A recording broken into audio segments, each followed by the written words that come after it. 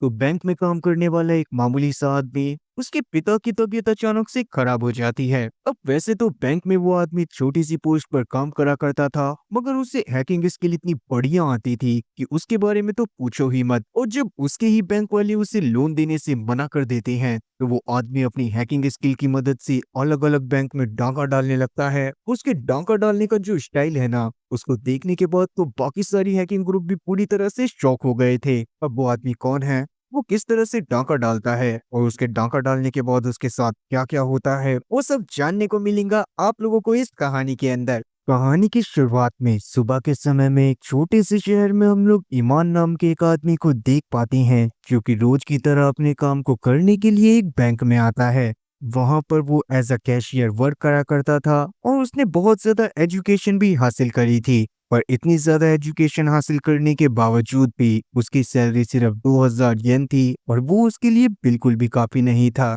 ईमान भी अपनी इस लाइफ से बिल्कुल भी खुश नहीं था, क्योंकि वो मेहनत तो बहुत ज्यादा करता था पर उसके बावजूद भी आउटपुट उसे हमेशा बहुत कम मिलता था। बैंक में ईमान की कोई इज्जत नहीं करता था। इवन ऐसे अजीबोगरीब से कस्टमर से डील करते हुए ईमान का मूड भी बहुत ज्यादा खराब होता था। आज भी एक बुढ़िया जो कि बैंक की रेगुलर कस्टमर थी, हाथ में एक चिल्लड़ों की थैली लेकर ईमान की तरफ बढ़ती है और उससे नोट का चेंज मांगती है। तब ईमान उसे प्यार से समझाने की कोशिश करता है कि वो लोग ऐसे चिल्लड़ों को एक्सेप्ट नहीं करते, पर उसके बावजूद वो बुढ़िया उसके ऊपर चिल्लाने लगती है। बुढ़िया के चिल्लाने की आवाज को सुनकर ईमान का एडमिनिस्ट्रेटिव वहां पर आ गया था, जो कि बुढ़िया की बात को सुनने के बाद ईमान को ही डांटता है और बाद में वो बुढ़िया को बगल वाले काउंटर पर भेज देता है ताकि वो चेंज ले सके। इन सब चीजों ने ईमान का मूड एकदम खराब कर दिया था और इसीलिए वो कॉफी ब्रेक लेते हुए अपने ही बैंक में काम करने वाली साइबर सिक्योरिटी डिपार्टमेंट की हेड इंथन के पास जाने का डिसाइड करता है, जो कि बचपन से उसकी बेस्ट फ्रेंड थी। लेकिन जब वो उसके पास पहुंचता है तो इंथन की बॉस आयरीन भी उसके ऊपर गुस्सा कर रही होती है, क्योंकि उनके बैंक के सर्वर पर कुछ हैकर्स ने अटैक कर दिया था और वो उनके बैंक के सर्वर से डेटा चुरा रहे थे। इंथन का मूड भी इससे बहुत ज्यादा खराब हो गया था। इसीलिए आयरीन के जाते ही वो ईमान से मदद मांगती है, क्योंकि वो बचपन से जानती थी कि ईमान कंप्यूटर के मामले में कितना ज्यादा तेज है और उसे हैकिंग भी आती है। ईमान भी इंथन की मदद करने के लिए मान जाता है। थोड़ी ही देर में उससे बैंक के सर्वर में डिजिटल कर्मा नाम का एक बहुत खतरनाक वायरस मिलता है, जो कि एक हैकिंग ग्रुप के द्वारा डाला जाता था। डिजिटल कर्मा के फायरवॉल को ब्रेक करना उतना ज्यादा आसान तो नहीं था, मगर जैसे तैसे ईमान इस काम को कर देता है और बैंक के सर्वर से डिजिटल कर्मा को हटा देता है। इंथन इस बात से बहुत ज्यादा खुश होती है और ईमान के साथ छत पर कॉफी पीने के लिए चली जाती है। उन दोनों की बातों के दौरान हमें ये बात तो क्लियर हो जाती है कि ईमान कहीं ना कहीं इंथन को बहुत ज्यादा पसंद करता था और उसके अंदर अभी इतनी हिम्मत नहीं आई थी कि वो इंथन को प्रपोज कर सके। अब वैसे ही ईमान की लाइफ तो बेकार चल ही रही थी, पर आज जब वो घर जाता है भी उसे एक बेकार न्यूज सुनने को मिलती है। असल में उसने अपनी सैलरी में से अपने पापा को जो रेंट के पैसे दिए थे, उसमें उसके पापा ने कुछ दवाइयों का बिजनेस खोला था और इसी तरह से ईमान के पापा अलग अलग बिजनेस में बहुत सारे पैसे लगा चुके थे, पर हर बार उनका हर एक बिजनेस फेल हो जाता था। इसीलिए अभी भी ईमान को इनकी बात सुनकर बहुत ज्यादा गुस्सा आता है और अभी वो बाथरूम में चला जाता है। बाथरूम से बाहर आने के बाद ईमान अपने काम में लग गया था और तभी अचानक से उसे बाहर से कुछ अजीब सी नॉइस आती है। फिर जब वो बाहर जाकर देखता है तो उसके पिता जमीन पर पड़े हुए थे और उनमें कोई भी हरकत नहीं हो रही थी। डरते हुए ईमान अपने डैड को हॉस्पिटल में एडमिट करवाता है, जहां पर पता चलता है कि ईमान के डैड को अचानक से हार्ट अटैक आ गया था और अब उनकी जान बचाने के लिए एक सर्जरी करना जरूरी था, जिसमें 60,000 का खर्चा आने वाला था। इस बात को सुनने के बाद ईमान तो काफी ज्यादा परेशान हो गया था, क्योंकि उसके पास इतने पैसे थे ही नहीं। उतने में ही इंथन वहां पर आ जाती है, जिसके पास सेविंग में लगभग 30,000 रुपए पड़े हुए थे और वो ईमान को वो पैसे देना चाहती थी। पर ईमान उससे पैसे लेने से मना कर देता है और अगले दिन अपने बॉस के पास जाकर उससे लोन की डिमांड करता है। पर क्योंकि ईमान पिछले 2 साल से कॉन्ट्रैक्ट बेस पर ही काम कर रहा था और उसकी जॉब परमानेंट नहीं थी, इसीलिए उसका बॉस उसको लोन देने से साफ इनकार कर देता है। ये बात सुनने के बाद ईमान को बहुत ज्यादा गुस्सा तो आया था, मगर वो अभी कुछ भी नहीं कर सकता था।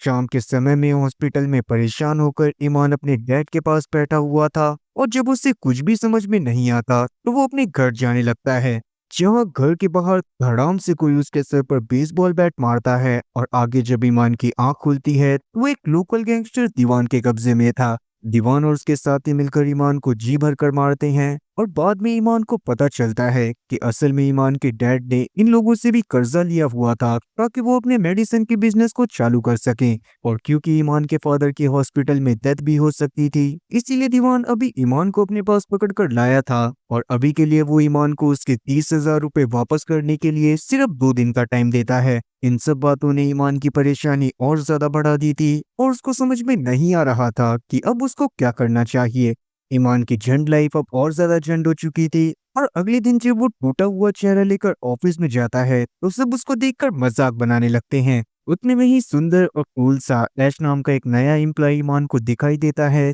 जो कि साइबर सिक्योरिटी टीम में ही काम करने वाला था। आज यश का ऑफिस में फर्स्ट डे था और अपने फर्स्ट डे में ही वो इंटर्न से बहुत ज्यादा चेप हो रहा था। ये बात ईमान को बिल्कुल भी पसंद नहीं आती और वो परेशान होकर अपने डेस्क पर जाकर काम करने लगता है। पर ईमान की लाइफ में टेंशन इतनी ज्यादा थी कि उससे सही से काम भी नहीं हो रहा होता। उतने में ही उसकी टेंशन बढ़ाने के लिए वहां पर वही डुकरिया आ जाती है जो कि इस बार अपना एक नया ड्रामा लेकर आई थी। उस बुढ़िया के अकाउंट से बैंक वालों ने सर्विस चार्ज के तौर पर एक पैसा काट लिया था और उसी बात से वो बुढ़िया तिलमिला गई थी। अब वैसे तो एक पैसा किसी के लिए भी मायने नहीं रखता, मगर ईमान के दिमाग में एक बहुत खतरनाक आइडिया आता है और वो इस बार उस डुकरिया से अच्छे से बात करते हुए उसकी प्रॉब्लम को फिक्स करके उसे वहां से भेज देता है। ईमान के दिमाग में अभी ये आइडिया आया था कि उसके बैंक में काफी सारे लोगों ने अपना अकाउंट बनाया हुआ है और अगर सर्विस चार्ज के तौर पर ईमान सबके अकाउंट में से एक पैसा भी काट लेता है तब भी उसके पास बहुत सारे पैसे हो जाएंगे। और क्योंकि सारे लोग उस बुढ़िया की तरह नहीं होते तो कोई भी एक पैसा कटने पर इतना ज्यादा शक भी नहीं करेगा और ईमान बड़े आराम से दीवान का पैसा देने के बाद अपने पिता का इलाज भी करा लेगा।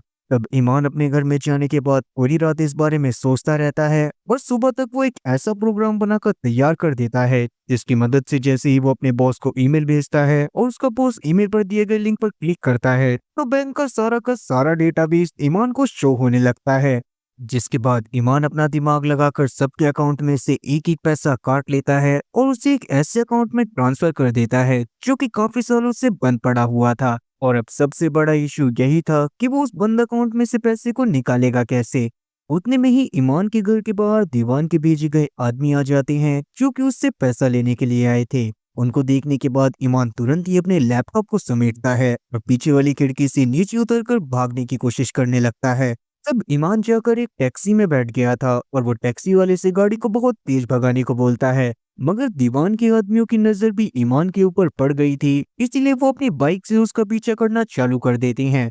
तब ईमान अपने लैपटॉप से उस बंदे के नाम की एक फेक आईडी बनाता है जिसके अकाउंट में उसने पैसे को ट्रांसफर करा था और बाद में वो बैंक वालों को मेल करके झूठ कहता है कि मैं अपने एक आदमी को बैंक से 95 विड्रॉ करने को भेज रहा हूँ। जिस आदमी के अकाउंट में ईमान ने पैसे डाले थे वो आदमी असल में एक बहुत बड़ा बिजनेसमैन था, इसीलिए बैंक वालों को भी उस ईमेल के ऊपर शक नहीं होता। और बाद में जब ईमान अपने ही बैंक की दूसरी ब्रांच में जाकर उस आदमी का नाम बताता है तो उसे 95,000 का पैकेट दे दिया जाता है, जिसमें से 30,000 को वो तुरंत ही दीवान के आदमियों को देकर अपनी जान बचाता है और बाकी के 60,000 ले जाकर वो अपने डैड की सर्जरी करवाता है। ईमान की लाइफ अब वापस से ट्रैक पर आ गई थी, इसीलिए अगले दिन वो मजे में ऑफिस जाता है जहां पर अब तक आयरीन को 1 सेंट की चोरी के बारे में पता तो चल चुका था, मगर वो पुलिस में इसके खिलाफ कंप्लेन नहीं कर सकते थे क्योंकि अगर ऐसा करा जाता तो इस बैंक की बहुत ज्यादा बदनामी होती और कस्टमर को बैंक के साथ ट्रस्ट इश्यूज होने लगते।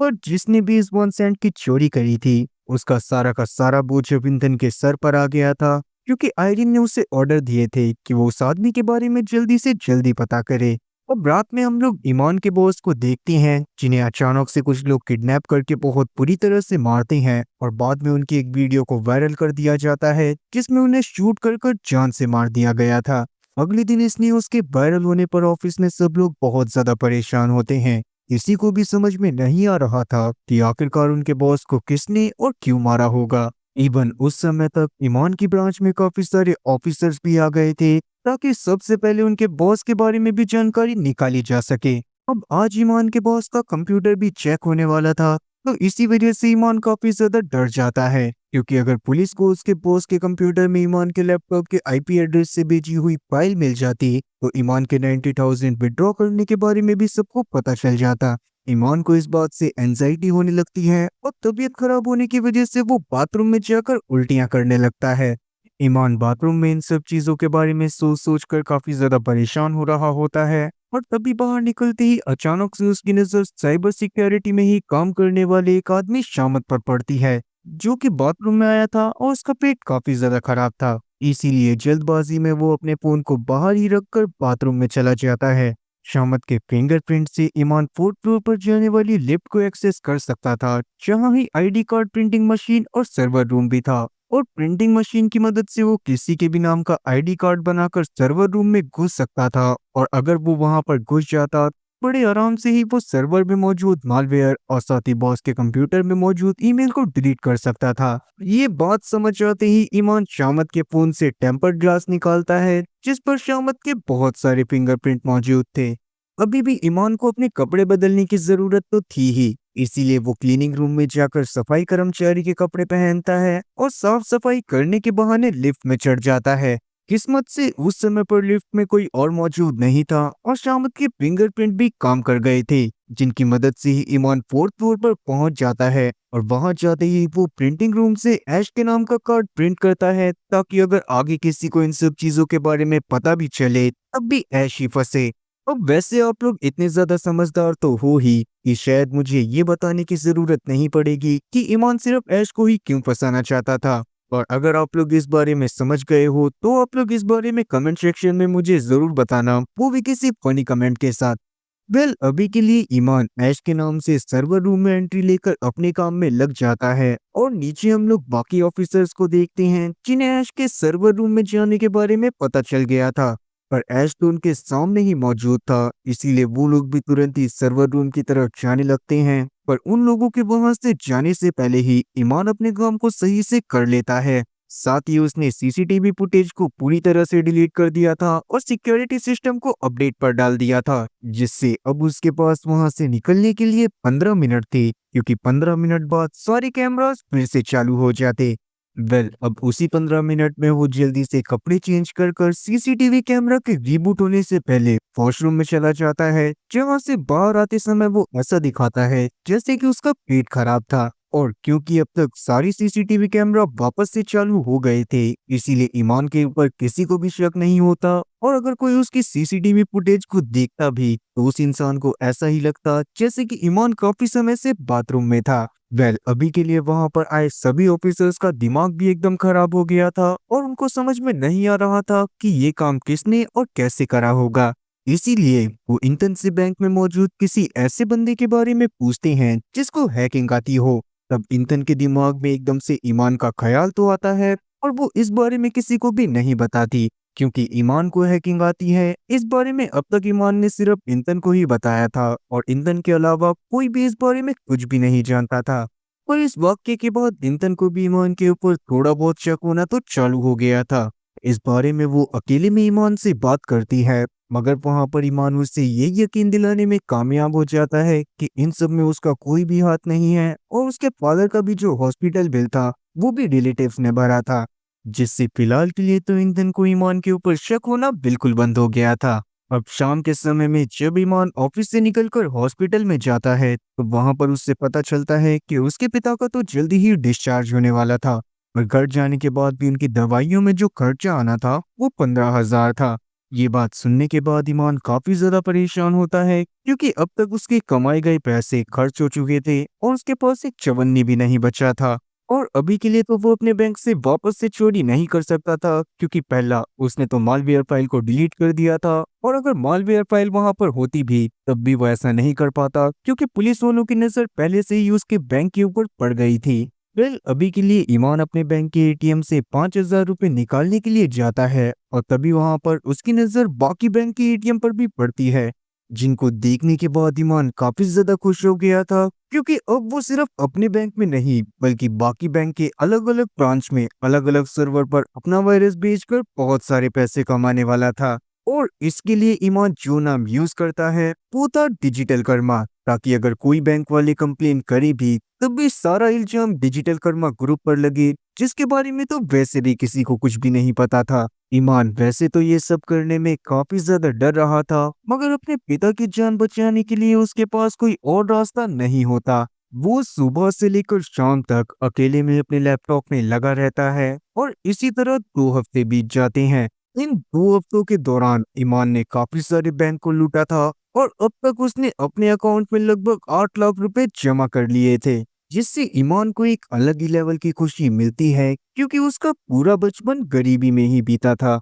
अब वहीं हम लोग इंतन को देखते हैं जो कि अभी भी सर्वर रूम में लगी हुई थी ताकि वो चोर के बारे में पता लगा सके। तब ऐश भी इंतन की मदद करने की कोशिश करता है, पर काफी समय बीत जाने के बावजूद भी इंतन को अब तक उस चोर के बारे में कुछ भी सुराग नहीं मिला होता। जिस बात से इंतन की बॉस साइदीन को इंतन के ऊपर काफी ज्यादा गुस्सा आ गया था और वो गुस्से में ऐश जो कि अभी आया था उसे इंतन की जगह पर भेजकर इंतन को ऐश की जगह पर इंटर्न बना देती है, जिससे इंतन को काफी ज्यादा बुरा लगा था। पर अभी के लिए वो आयरिन के खिलाफ कुछ भी नहीं कर सकती थी, इसीलिए वो चुपचाप शाम तक अपने काम में लगी रहती है। फिर शाम के समय में इंतन के पास शामद आता है, जिसने डिलीट करी गई कुछ सीसीटीवी फाइल को जैसे तैसे रिकवर कर लिया था। उसने अभी खुद तो उन सीसीटीवी फाइल्स को नहीं देखा था और अभी के लिए वो हार्ड ड्राइव को इंतन के पास ही छोड़कर वहां से चला जाता है। अब शामत के वहां से जाने के बाद जब इंतन उन फुटेज को देखती है तो उनमें से एक फुटेज में ईमान को पहले ही बाथरूम से बाहर आते हुए देखा जा सकता था,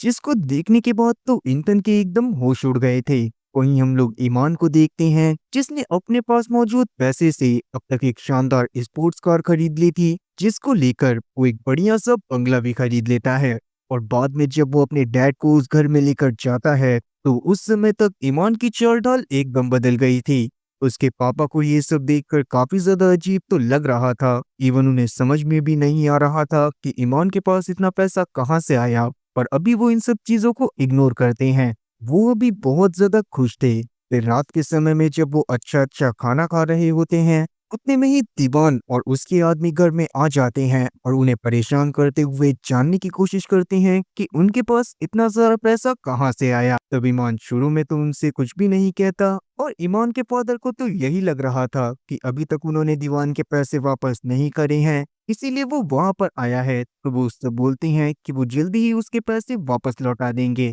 जिस पर दीवान बस हंसता है और ईमान के मुंह को पकड़ते हुए उससे इतना जल्दी अमीर होने के बारे में पूछने लगता है। दूसरी तरफ बैंक में इंतन ने ईमान को फुटेज में देखने के बाद उन फुटेज को शामत की हार्ड ड्राइव से डिलीट कर दिया था और उन फुटेज को पहले ही अपने फोन में ट्रांसफर कर लिया था। फिर थोड़ी देर बाद अचानक से ऐश वहां पर आ जाता है, जिससे ये बात पता चल गई थी कि इंतन ने उस हार्ड ड्राइव में से कुछ फुटेजेस को डिलीट करा है। वो इंतन से इस बारे में पूछने की कोशिश तो करता है, मगर इंतन उसे इस बारे में कुछ भी नहीं बताती। और ये बात सच में काफी ज्यादा अजीब थी कि इंतन के फुटेज डिलीट करने के बारे में ऐश को कैसे पता चला। पर इंतन पहले अपनी तरफ से खुद ये पता करना चाहती थी कि क्या सच में ईमान ने ये सारी चीजें करी हैं या फिर उसे फंसाया जा रहा है। दूसरी तरफ हम लोग ईमान को देखते हैं जो कि दीवान और उसके साथियों के आ जाने से काफी ज्यादा परेशान हो रहा था। पर दीवान और उसके साथी तो ईमान के मंगवाए हुए महंगे महंगे खाने का मजा ले रहे थे।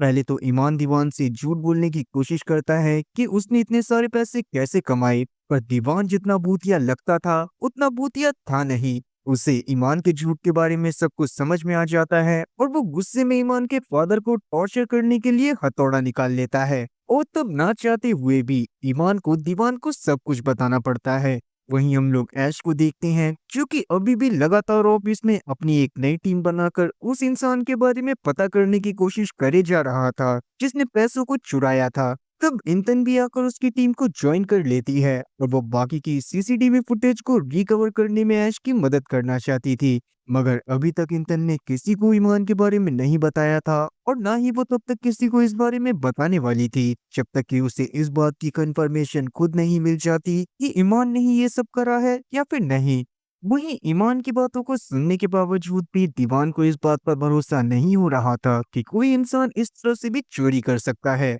तब ईमान दीवान को अपनी बातों पर भरोसा दिलाने के लिए उसके सामने डेमोन्स्ट्रेट करके दिखाता है कि किस तरह से उसने लोगों के अकाउंट में से एक एक सेंट काट कर इतने सारे पैसे बना लिए थे और ये करने के बाद ईमान ने सारे पैसों को दीवान के ही अकाउंट में ट्रांसफर कर दिया था। और दीवान तो पहले से ही एक माफिया था, इसीलिए उसके ऊपर पुलिस वालों को जरा सा भी जोर नहीं चलता। पर इतने सारे पैसों को देखने के बाद दीवान भी काफी ज्यादा खुश हो गया था और उसे ईमान के ऊपर भरोसा भी हो गया था। तब ईमान अपने पास्ट को याद करने लगता है, जहाँ पर वो बहुत ज्यादा गरीबी में रहा करता था और उसके पिता जो थोड़ा बहुत काम करते थे, पर उनके पास जो भी पैसे आते थे उनसे वो हर बार कोई ना कोई बिजनेस चालू कर लेते थे। और जैसा कि मैंने आपको बताया, या फिर आप प्रेजेंट के हालात देखकर समझ ही गए होंगे कि उन लोगों का कोई भी बिजनेस नहीं चला और हर बार उसके पिता के ऊपर भारी कर्जा चढ़ता गया। लेकिन उसके बावजूद भी उन्होंने अपनी गलतियों से कुछ भी नहीं सीखा और बार बार वो लगातार सेम गलतियों को रिपीट करते रहे।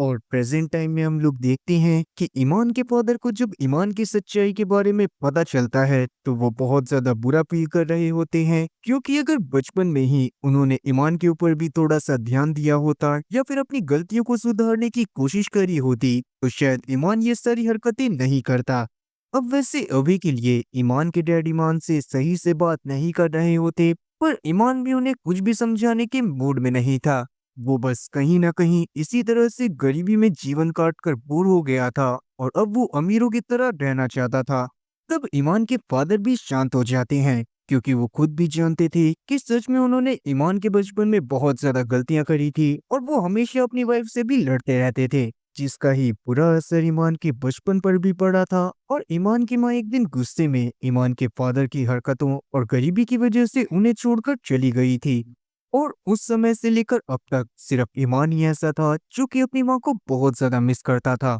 और उसकी माँ ने अपनी तरफ से उन लोगों से कोई भी कांटेक्ट नहीं रखा था। खैर, अभी के लिए दीवान और उसके साथी उनके फैमिली ड्रामा पर बिल्कुल भी ध्यान नहीं दे रहे थे और वो ईमान और उसके फादर को एज अ नौकर ट्रीट करते हुए मजे ले रहे थे, जिससे ईमान को काफी ज्यादा गुस्सा आ गया था। और अब वो बस मौके की तलाश में था कि जैसे ही दीवान और उसका एक साथी ऊपर वाले रूम में जाएंगे तो ईमान दूसरे वाले साथी की गन को छीनकर अपने डैड को वहां से लेकर भाग जाएगा। और अब बिल्कुल ऐसा ही होता है। जैसे ही दीवान और उसका एक साथी ऊपर वाले रूम में जाता है तब ईमान दीवान के दूसरे वाले साथी की गन को उठाकर दीवान के दूसरे साथी के ऊपर तान देता है। पर दीवान का दूसरा साथी जानता था कि ईमान कितना सीधा साधा बंदा है और जाहिर सी बात थी कि एक सीधे साधे बंदे को गन चलानी तो बिल्कुल भी नहीं आती होगी। और सच में जब ईमान दीवान के साथी की तरफ गन चलाने की कोशिश करता है तो सेफ्टी लॉक लगे होने की वजह से गन चलती ही नहीं है, जो देखकर दीवान का साथी ईमान को तुरंत ही पीटना चालू कर देता है।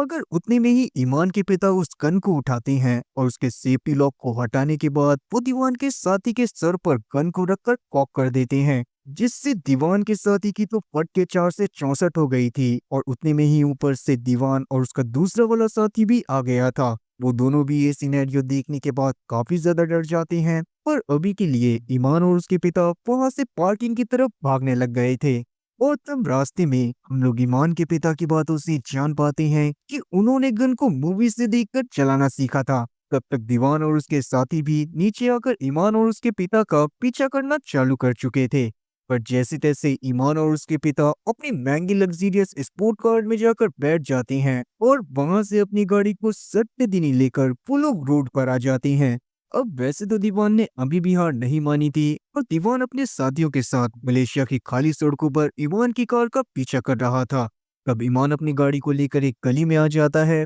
और किस्मत खराब होने की वजह से अचानक से उसकी गाड़ी का पेट्रोल खत्म हो जाता है और दीवान और उसके साथी भी जल्दी ही उस जगह पर पहुंच जाते हैं, जिनको देखकर तुरंत ही ईमान और उसके डैड वहां से पैदल भागने की कोशिश करते हैं। पर आप लोगों को तो इस बारे में पता ही है कि ईमान के डैड की अभी अभी हार्ट सर्जरी हुई थी और इसीलिए थोड़ा दूर भागते ही उनके सीने में दर्द होना चालू हो जाता है। तभी पीछे से दीवान और उसके साथी भी गोलियां बरसाना चालू कर चुके थे, जो लकीली ईमान या फिर उसके डैड में से किसी को तो नहीं लगती। पर ईमान को भी वहां से अकेले ही भागना पड़ता है और दीवान और उसके साथी मिलकर ईमान के डैड को बंदी बना लेते हैं, जिसके साथ ही अब सीन वहां पर से इंतन पर आता है, जो कि रात में भी सीसीटीवी फुटेज को रिकवर करने में लगी हुई थी, जिनमें से जैसे तैसे वो कुछ को और रिकवर तो कर लेती है और उन फुटेजेस में ईमान के चेहरे को साफ साफ देखा जा सकता था। और इस बात का मतलब साफ था कि ईमान ने जैसे पहले दिखाया था कि वो जितना भी कांड हुआ उस दौरान बाथरूम में था, तो ऐसा कुछ भी नहीं था। अब ये फुटेजेस देखने के बाद इंथन का वैसे तो दिमाग खराब हो गया था, पर अभी भी उससे डाउट था कि बेशक से ईमान सर्वर रूम में गया होगा और उसने पैसे तो नहीं चुराए होंगे। जिसके साथ ही अब सीन वहां पर से पास्ट में जाता है और हम लोग देखते हैं कि एक समय पर ईमान टेलीफोन बूथ के पास अपनी माँ को लगातार कॉल करने की कोशिश कर रहा था और कॉल मशीन में उसका सिक्का अटक जाता है। उस समय पर छोटी इंतन भी उस जगह से गुजर रही थी और ईमान के इस फ्रस्ट्रेशन को देखते हुए वो ईमान के पास जाकर उसे अपना एक कार्ड देती है और उससे बोलती है कि आगे से उसे कॉल करने के लिए एक भी पैसा देने की जरूरत नहीं है। अब उस समय पर कार्ड की मदद से ईमान अपनी माँ को फोन करने की कोशिश करता तो है, पर उसकी माँ तो वैसे ही उन लोगों से सारे रिश्ते नाते खत्म कर चुकी थी और वो ईमान का फोन तो बिल्कुल नहीं उठाने वाली थी। और कहीं न कहीं जैसी हालत ईमान की थी कि उसकी माँ उसको पसंद नहीं करती थी, इंतन के साथ भी कुछ न कुछ ऐसा ही सिनेरियो था। प्रेजेंट टाइम पर भी हम लोग देखते हैं कि इंतन सुबह उठने के बाद इन सब चीज़ों के बारे में सोच ही रही होती है कि तभी अचानक से उसके पास उसकी माँ का मैसेज आता है, जो कि उसे फेस्टिवल पर घर आने से मना कर देती हैं और उन्होंने अगले ही पल उससे बहुत सारे पैसों की डिमांड कर ली थी। इंतन के पास उन्हें पैसे देने के अलावा कोई और रास्ता नहीं था, इसलिए वो उन्हें पैसे देने के बाद अपने घर में ही बैठी रहती है। तभी ईमान अचानक से इंतन को कॉल कर कर उसे एक ब्रिज के नीचे मिलने के लिए बुलाता है, जहाँ पर ईमान पिछली रात से दीवान और उसके साथियों से बचकर छुपा हुआ था। तब इंतन भी उसको उस जगह से लेकर आती है, मगर उस समय पर ईमान उसको अपनी सच्चाई के बारे में कुछ भी नहीं बताता और वो उसे ये भी नहीं बता रहा था कि पिछली रात उसके साथ क्या हुआ था। वो बस अभी के लिए इंतन के साथ उसके घर पर जाता है। वहां पर जाने के बाद वो नहाता धोता है और वहां पर से वापस से बाहर जाने लगता है। उस दौरान वैसे तो इंतन ईमान से सब कुछ जानने की कोशिश भी कर रही थी, मगर ईमान तो उसे कुछ बताने के लिए तैयार ही नहीं होता। वहीं शहर में ही दीवान के अड्डे पर हम लोग ईमान के फादर को बंधा हुआ देखते हैं और वहीं पर पास में एक और बूढ़ा आदमी बंधा हुआ था, जिसको देखने के बाद दीवान पहले तो उस बूढ़े आदमी की तरफ जाता है और उसे बहुत बुरी तरह से मारने पीटने लगता है। उसी दौरान हम लोग दीवान की बातों से जान पाते हैं कि असल में वो बूढ़ा आदमी दीवान का ही पिता था, जो कि बचपन में उसकी माँ को बहुत बुरी तरह से ट्रीट करा करता था और इसीलिए दीवान अभी उसको बहुत ज्यादा टॉर्चर कर रहा था ताकि उसके बूढ़े पिता को उसकी गलती का एहसास हो सके। और ये सिनेरियो देखने के बाद तो ईमान के पिता काफी ज्यादा डर गए थे, क्योंकि जो इंसान अपने ही पिता के साथ इतना बुरा सलूक कर सकता था, वो दूसरे के पिता के साथ तो क्या ही करता। अब ईमान के पिता को देखते ही दीवान हथौड़ी की मदद से उसे भी आकर टॉर्चर करना चालू कर देता है और उसकी एक वीडियो बनाकर ईमान को भेजता है। ईमान उस वीडियो को देखने के बाद काफी ज्यादा डर गया था और बस वो यही चाहता था कि वो जल्दी से जल्दी अपने पिता को दीवान की कैद से छुड़वा ले। इसीलिए वो इंतन को बिना कुछ भी बताए उसके घर से चुपचाप चला जाता है और उसी दौरान हम लोग इंतन को देखते हैं, जिसके पास ऐश का कॉल आता है, जिसने बहुत सारी फुटेजेस को रिकवर कर लिया था। ये बात सुनने के बाद इंतन तुरंत ही वहां पर से ऐश के पास चली गई थी। उस समय पर ऐश आयरीन के सामने झूठ बोल देता है कि डेटा में से सारी की सारी सीसीटीवी फुटेज पूरी तरह से डिलीट हो गई हैं और उनको रिस्टोर नहीं करा जा सकता। पर ऐश ने तो इंतन को पहले ही इस बारे में बता दिया था कि उसने फुटेजेस को रिकवर कर लिया है। बाहर जाने पर हम लोग ऐश की बातों से जान पाते हैं कि असल में वो समझ गया था कि इंतन किसी वजह से उन फुटेजेस को आयरन के सामने नहीं आने देना चाहती और इसीलिए ऐश ने भी आयरन से झूठ बोला था। और अभी के लिए वो इंतन से सारी सच्चाई वर्ड टू वर्ड सुनना चाहता था और तब इंतन भी उसको सारी सच्चाई बता देती है। वहीं ईमान को ये सारी चीजें समझ में आ गई थी कि वो अकेले तो इस प्रॉब्लम से डील नहीं कर सकता, इसीलिए अभी के लिए वो उस टैक्सी ड्राइवर को कांटेक्ट करता है जिसने उसे पहली बार उस बैंक के सामने छोड़ा था और उस समय पर ईमान ने दीवान के साथियों से अपना पीछा छुड़वाया था। असल में वो टैक्सी ड्राइवर उस एरिया के कुछ लोकल गुंडों को जानता था और ईमान चाहता था कि वो टैक्सी ड्राइवर ईमान की उन गुंडों के साथ मदद करे ताकि ईमान दीवान के कब्जे से अपने पिता को छुड़वा पाए।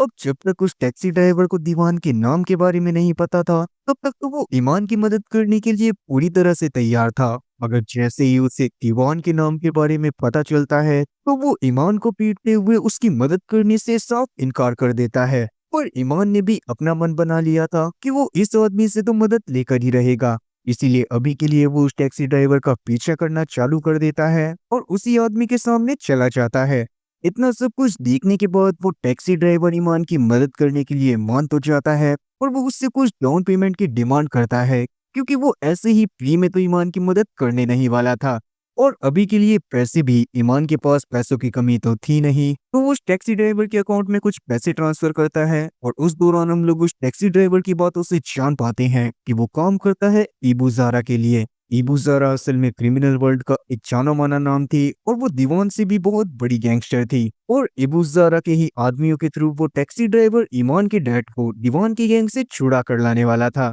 फिर वहां से हम लोग शहर के ही एक कोने में इबू ज़ारा को देख पाते हैं, जिसे एक लड़की के बारे में पता चला था कि उसके साथ एक आदमी एक होटल के रूम में बहुत गलत हरकत करने की कोशिश कर रहा था। वो लड़की अभी 5 या 6 साल की होगी और ये सब जानने के बाद इबू ज़ारा को अपने बचपन की याद आ गई थी, क्योंकि उसका बचपन भी बहुत ज्यादा ही ट्रॉमेटिक था। इसीलिए इबू ज़ारा उस लड़के के लिए प्रोटेक्टर बनने का डिसाइड करती है और बाद में वो अपने हेंचमैन के थ्रू उस आदमी की जान ले लेती है और बाद में उस लड़की को अपने साथ लेकर अपने अड्डे पर आ जाती है। और वहीं हम लोग दीवान के अड्डे पर दीवान को देख पाते हैं, जो कि अपने आदमियों के ऊपर इस वजह से गुस्सा कर रहा था क्योंकि अब तक वो लोग ईमान को नहीं पकड़ पाए थे। पिछली रात भी ईमान उनके हाथों से बचकर भाग गया था और उसी दौरान हम लोग ईमान के फादर की हालत को भी देख पाते हैं। इनके मुंह में हथौड़े को डालकर दीवान ने उनके मुंह से एक दांत को निकाल लिया था और इसी वजह से ईमान के फादर के मुंह से काफी ज्यादा खून निकल रहा था। कहीं ना कहीं वो जीने की होप को पूरी तरह से खो चुके थे।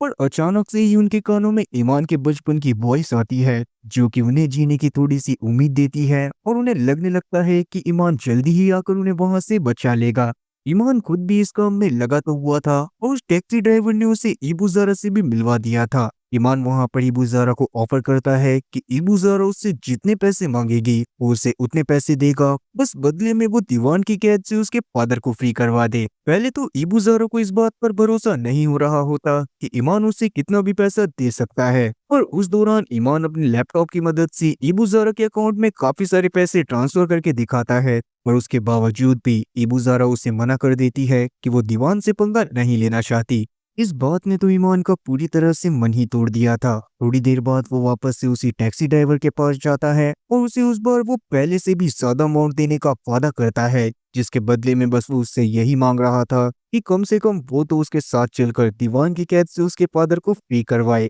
शुरुआत में तो उस टैक्सी ड्राइवर ने भी इस काम को करने से मना कर दिया था, मगर फाइनली वो इस चीज के लिए एग्री कर जाता है और रात के समय में ईमान और वो टैक्सी ड्राइवर अपने हाथों में बंदूक लेकर दीवान के अड्डे पर पहुंच जाते हैं। उस समय पर दीवान का अड्डा पूरी तरह से खाली था और इसी बात को मौका मानते हुए वो दोनों के दोनों फटाक से उसकी बिल्डिंग के अंदर घुसते हैं और जल्दी ही ईमान के फादर के पास पहुंच जाते हैं। मगर वो लोग वहां से निकल पाते उससे पहले ही दीवान के आदमी उस जगह पर पहुंचकर ईमान और टैक्सी ड्राइवर दोनों को ही गन पॉइंट पर ले लेते हैं। पर वो लोग ईमान को मार पाते उससे पहले ही कमरे के अंदर दो हेंचमैन अपनी बंदूकें लेकर आ जाते हैं और अंधाधुंध गोलियां दीवान और उसके साथियों के ऊपर बरसाना चालू कर देते हैं। ये लोग असल में इबू ज़ारा के लोग थे, जिनके बारे में ईमान को तो जरा भी आइडिया नहीं था। वो अभी के लिए अपने डैड को और टैक्सी ड्राइवर को लेकर वहां से भागने लगता है, क्योंकि इन गोलियों के बीच में बाकियों का ध्यान उनके ऊपर नहीं जा रहा था। पर एक कहावत है ना कि जब जब जिसके लगने होते हैं तब तब उसके लगते हैं। उसी तरह से ईमान की किस्मत में भी आज पूरी तरह से लगने वाले थे, क्योंकि दीवान अब उन लोगों के पीछे आ गया था। इस बार दीवान इतना ज्यादा गुस्से में था कि वो ईमान को डायरेक्ट शूट कर देता और अचानक से एक गोली की आवाज आती है और किस्मत अच्छी होने की वजह से ये गोली ईमान के नहीं बल्कि दीवान के मत्थे पर लगी थी। और ये गोली चलाने वाली औरत कोई और नहीं बल्कि इबू ज़ारा थी, जो कि इस जगह पर अपने साथियों के साथ आई थी ताकि वो ईमान के डैड को यहाँ से किडनैप कर कर लेकर जा सके। और जाहिर सी बात है वो ऐसा सिर्फ इसी वजह से करना चाहती थी क्योंकि उसने ईमान की स्किल को अपनी गाड़ी में ही देख लिया था और अब वो चाहती थी कि वो दीवान की जगह पर खुद आ जाए और ईमान के फादर के बदले में ईमान से अंधा पैसा लपेटती रहे। अब इस सिनेरियो को देखने के बाद ईमान के दिमाग में ये 3 लाइन तो जरूर आई होगी कि खुदा महफूज रखे हमें इन 3 बलाओं से, हकीमों से, वकीलों से और हसीनों की निगाहों से। मानता हूँ शायरी में दम नहीं है, पर कमेंट में वाह वाह जरूर लिख देना। खैर अभी के लिए ईमान के साथ तो आसमान से गिरकर खजूर पर लटकने वाला सिनेरियो हो गया था। इसी के चलते उसका नर्वस ब्रेकडाउन हो जाता है और वो बहुत जोर जोर से रोते हुए उल्टियां करने लगता है। पर टैक्सी ड्राइवर भी इस बात को समझ रहा था कि ईमान असल में जितना बुरा और टफ शुरुआत में दिखाई दे रहा था वो इतना ज्यादा टफ गाय नहीं है। इसीलिए वो ईमान को जाकर संभालता है और जैसे तैसे वो अभी के लिए ईमान और उसके फादर को वहां से लेकर निकल जाता है। मगर इबू ज़ारा और उसके लोग इतनी आसानी से उन लोगों का पीछा तो नहीं छोड़ने वाले थे। उन लोगों की परमिशन की मदद से ही वो लोग वहां से गए थे और आगे चलकर इबू ज़ारा लगातार ईमान के ऊपर नजर रखने वाली थी ताकि वो ईमान से लगातार पैसे लपेटती रहे। जिसके साथ ही अब सीन वहां पर से एक बार पास्ट में जाता है और हम लोग देख पाते हैं कि ईमान बचपन से ही कंप्यूटर लैंग्वेजेस में काफी ज्यादा एक्सपर्ट था और इंतन इस बात के लिए बहुत ज्यादा प्राउड करा करती थी। पर प्रेजेंट के टाइम पर ईमान का इतना ज्यादा टेक्निकली एडवांस होना इंतन के लिए एक बुरे सपने की तरह साबित हुआ था, क्योंकि ईमान की कुछ छोटी सी गड़बड़ों की वजह से ही इंतन को एक तो उसकी पोस्ट हटा दिया गया था और साथ ही उसे ऐश के साथ इतनी मेहनत करनी पड़ रही थी जितनी उसने आज तक नहीं करी थी। वेल, अभी के लिए जब इंतन की आंख खुलती है तो वो ऐश के ही अपार्टमेंट में थी जहां पर ऐश उसके लिए ब्रेकफास्ट बना रहा था। पिछली रात इंतन असल में ऐश के घर पर उन सीसीटीवी फुटेजेस को देखने के लिए आई थी और रात में इतनी सारी फुटेजेस को देखने के बाद इंतन थक कर वहीं पर सो गई थी। अभी उठकर जब वो ऐश से बात करती है तो उस दौरान अचानक से उन दोनों की नजर टीवी पर चल रही न्यूज पर पड़ती है जिसमें दीवान के अड्डे पर शूट आउट के बारे में बताया जा रहा था। ये बात सच में बहुत ज्यादा शॉकिंग थी क्योंकि दीवान से सब लोग बहुत ज्यादा डरा करते थे। इस न्यूज को देखने के बाद इंतन और ऐश जितना ज्यादा शॉक हुए थे, ईमान की असल में दूसरी तरफ उतनी ही ज्यादा फटी पड़ी थी क्योंकि वो जानता था कि उसकी वजह से एक बहुत बड़ा पंगा हो गया था और अगर वो यहाँ पर से अपने पैर पीछे हटाने की कोशिश भी करता है तब भी वो इतना बुरा फंसेगा कि उसकी 7 पुश्तों की बाट लग जाएगी। और ये सब तो सच में बस एक शुरुआत थी क्योंकि ईमान की गेट पर अब अचानक से इबू ज़ारा का एक हेंचमैन आ गया था और उस हेंचमैन को असल में इबू ज़ारा ने ही भेजा था क्योंकि वो ईमान को अपने पास बुलाना चाहती थी। तब ईमान को समझ में नहीं आता कि अभी के लिए उसको क्या करना चाहिए। आप लोगों को भी इस बारे में इस सीरीज के अगले पार्ट में पता चलेगा क्योंकि ये सीरीज सच में काफी ज्यादा बड़ी है तो मैं सोच रहा हूँ कि उसको 2 पार्ट में कवर करूँ। तो उसकी वीडियो वैसे तो मैं जल्दी ही बनाकर अपलोड कर दूंगा और उसके लिए भी एक छोटी सी रिक्वेस्ट है कि आप लोग कमेंट सेक्शन में जरूर बताना कि आप लोग सच में उस वीडियो को देखना भी चाहते हो या फिर नहीं। और साथ ही कमेंट सेक्शन में मुझे ये बात भी बताना कि अगर आप लोगों के पास इतनी खतरनाक हैकिंग स्किल्स होती तो आप लोग सबसे पहले कौन से बैंक को लूटना पसंद करते। तो मिलते हैं इस वीडियो के अगले पार्ट में जिसमें आपको ईमान के बारे में और भी काफी सारी चीजें जानने को मिलेंगी और साथ ही आप लोगों को ऐसी ऐसी चीजों के बारे में पता चलेगा क्योंकि शायद आपने सीरीज के दौरान नोटिस तो नहीं करी, वो चीजें असल में दिमाग खराब कर देने वाली हैं। तो उम्मीद है कि एक्सप्लेनेशन अच्छी लगी होगी और अगर एक्सप्लेनेशन अच्छी लगी हो ना तो चैनल को सब्सक्राइब करना और बेल नोटिफिकेशन को ऑल पर सिलेक्ट करना। तो हाँ, वीडियो को भी लाइक कर देना। मैं ऐसी ही और मजेदार एक्सप्लेनेशन वीडियोस लाता रहूंगा। क्या तब तक के लिए टाटा और गुड बाय।